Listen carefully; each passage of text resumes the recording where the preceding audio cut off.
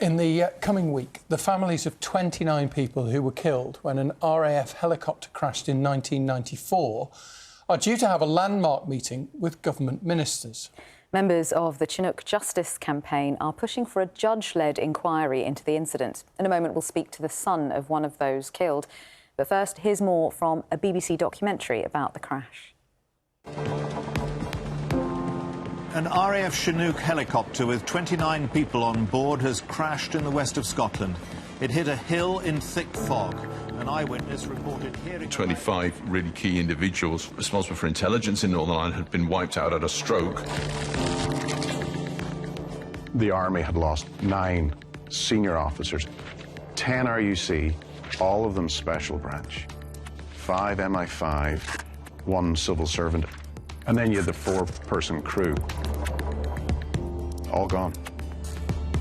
No one can pretend that this is not a catastrophic loss. Almost a whole corridor of the people who worked in headquarters had died. But it was 29 families. You need to see, you need to understand. We'll just get through this.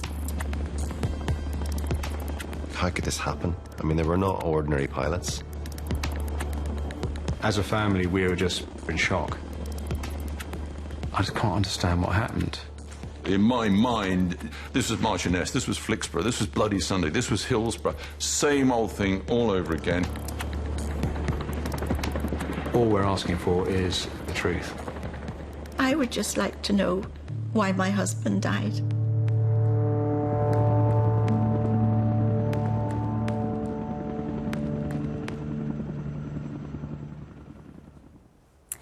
Well, Daren Neilly, whose father, Maurice, was killed in the crash, joins us now. Good morning, Daren. Good morning. Thank you for coming in and joining us. You were 13 when your dad was killed. What are your memories of what happened?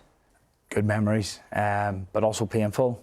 It's been a long time, 31 years now, living with different emotions for the last 17 years. We were believed certain things, that obviously the crash was pilot error. And then in 2011, you have, exonerated where the pilots are cleared. And then you're left with these emotions. And then in the last 18 months, it's been quite challenging because all this information coming out, and there's other information that we still haven't been able to access that we feel that would be imperative to the investigations. The government files have been locked for presumably national security reasons for 100 years. Yeah. You'd like to see that lifted, presumably. Yeah, and that your expression showed it. Like 100 years, why? It obviously contains something, and we understand it's not me personally who wants to see this information. I want, just results and answers. We know how, it's not about how the helicopter crashed, it's why wasn't an airworthy vehicle used from professional advice given, And how likely do you think you are to get those answers in light of this meeting that you've got this week?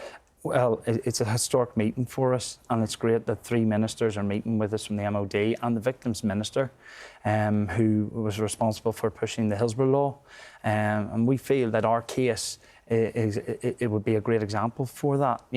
It's obviously holding accountable institutes like the MOD accountable for an unairworthy air crash and the decisions to use that night. Do you think that if the Hillsborough law is going through the legislative process at the moment, if that comes into force, there is a likelihood, one would imagine, that it won't be applied retrospectively? I don't know.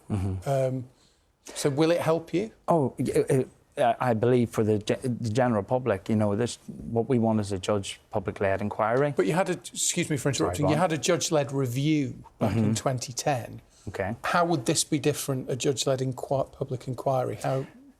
Well, for the public's best interest, this is where the Hillsborough law holds accountable institutes like the MOD and ensuring that they're held accountable. This probably won't be the last time, and I don't want someone else going through the emotions that I've gone through for 31 years, especially in the last 2 years. Even the last 2 months have been quite difficult because we have, if our Campaign Justice website contains information that I advise people to go on and read and sign up to our petition to put this pressure on the government to see that this is a public-led inquiry, because it is in the interest. We've got 51,000 people who've signed up. So how is that not in the public's best interest when we want to have a secure country? You know, we want to have belief in our systems. And this is a case that's paramount for that. The MOD says the accident has already been the subject of 6 inquiries and investigations, and say that they understand that the lack of a certainty about the cause of the crash has added to the distress of the families, because it's been 31 years. How has the lack of certainty affected your grieving process? It's affected greatly. Like, I've gone through different emotions. I've gone from a 13-year-old boy to a 44-year-old man now, and I'm still gobsmacked. You know, like, you know, every day we're finding out something. I talk to my mother all the time, and it's very emotional. But it's not just about me. It's about people who are not here anymore. There's people present that, you know, we need answers. We submitted 100 questions to be answered, over 100 questions to be answered. And to be honest with you, it's untenable for any minister to state that this would not be in the public's best interest because of the information.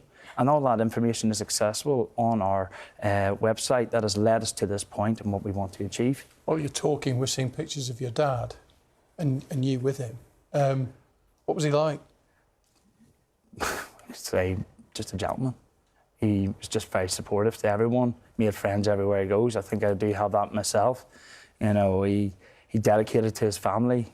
He was a loving husband. You know, he was a good friend, a colleague. You know, but that's just 20, you know, there's 28 other people who were on that air crash as well, who were the exact same. They dedicated themselves to their jobs. You know, they didn't die in the line of duty, they died in service. And that's one of the other messages we need to get across to Mr. Cairns, is that this isn't about the Legacy Commission. This is about unairworthy aircraft being used, transporting our loved ones from A to B. That was unairworthy, and it was used. It's not linked to the Troubles in Northern Ireland. It's linked to actually an unairworthy aircraft being used to fly our loved ones to a destination that should never have been used. The Prime Minister has previously rejected what you're campaigning for and won't be meeting you or campaigners this week. How do you feel about that? Yeah, it's upsetting. And, you know, the Prime Minister has this opportunity. Now, we're meeting with the Victims Minister, and, you know, who is responsible for that Hillsborough law. And there's an opportunity to overturn here. And it's the right thing to do, because we aren't going to go away. We didn't want to take it to court for a public-led inquiry, judge-led inquiry. We want the government to work with us and to be transparent and honest, and obviously just give us those answers that we deserve. It's unfair for the victims of this crash who are here today to be dragged through this process. And you know, as I say, it's time. Time is a big factor here, because the longer it goes on with the information that we have, it's becoming more upsetting. It's becoming, you know, frustrating as well. Thank you very much for coming in. No, thank you. Meeting us later this week. Daren Neilly, son of Detective Chief Superintendent Maurice Neilly. Thank you, Daren. Thank you. Thanks, Thank you. You can watch the 2-part series that you saw a little bit of before our chat to Daren. It's called Chinook, Zulu Delta 576. That documentary is available to watch on the BBC iPlayer. Now it's